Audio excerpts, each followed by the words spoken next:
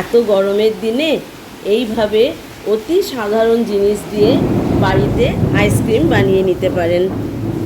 নমস্কার, ত্রিনেত্রাস কুকারিতে আপনাদের সকলকে সাদর আমন্ত্রণ।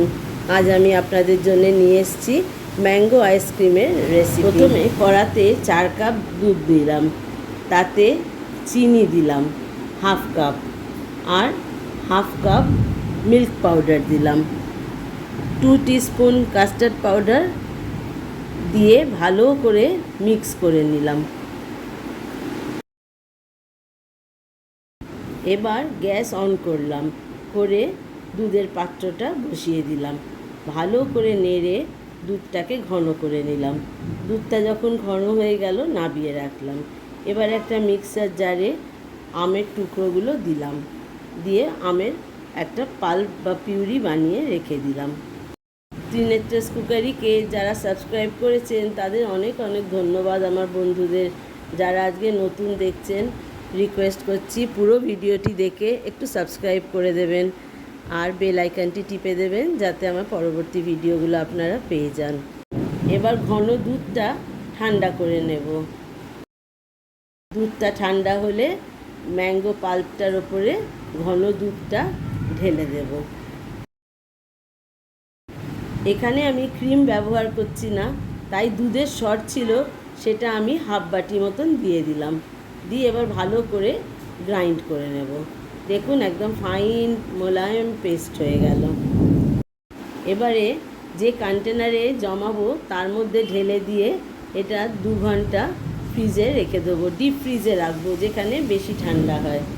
2 ঘন্টা পরে আপনাদের বের করে এনে দেখাচ্ছি। 2 ঘন্টা পরে বের করে নিয়ে এলাম।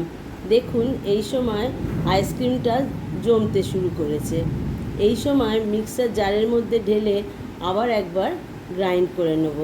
এইটা করছি যাতে আইসক্রিমটা স্মুথ হয়, আইস ক্রিস্টাল না হয়। দেখুন এই রকম কনসিস্টেন্সিটা হয়ে গেছে।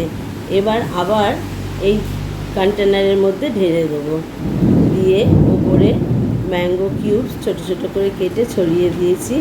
আপনারা এখানে আপনাদের মতন ড্রাই ফ্রুটসও দিতে পারেন।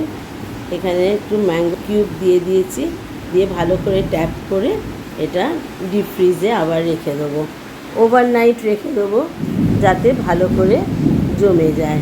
এটা 7-8 ঘন্টা রাখতে হয়, তারপরে ফিরে আসছি। ওভারনাইট রাখার পর দেখুন নিয়ে এসেছি। এবার আমি এটাকে খুলে আপনাদের দেখাচ্ছি।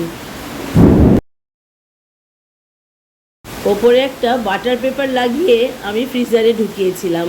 এটা আমি দিয়েছি যাতে আইস ক্রিস্টালটা একদম না হয়। দেখুন এইবার আপনাদের আমি স্কুপ করে দেখাচ্ছি। আমি অতি ঘরোয়া পদ্ধতিতে দেখাচ্ছি, তাই জন্যে আমি স্কুপার ইউজ করিনি। একটা চামচ একটু উষ্ণ গরম জলে ডুবিয়ে নিয়ে তারপরে এইভাবে কেটে নেবেন। দেখুন কি সুন্দর করে বেরিয়ে এলো। যখনই সার্ভ করবেন একটু হালকা গরম জলে স্কুপার বা চামচ যেটা দিয়ে তুলবেন একটু ডুবিয়ে নিয়ে এইভাবে ঘুরিয়ে দেবেন, দেখবেন আপনা হতে সুন্দরভাবে উঠে আসবে। আমার রেসিপিটি কমপ্লিট হয়ে গেছে। আপনাদের কেমন লাগলো একটু কমেন্ট সেকশানে লিখে জানাবেন। অনুরোধ করছি একটু লাইক একটু শেয়ার করে দেবেন। এতক্ষণ আমার সঙ্গে থাকার জন্য অনেক অনেক ধন্যবাদ।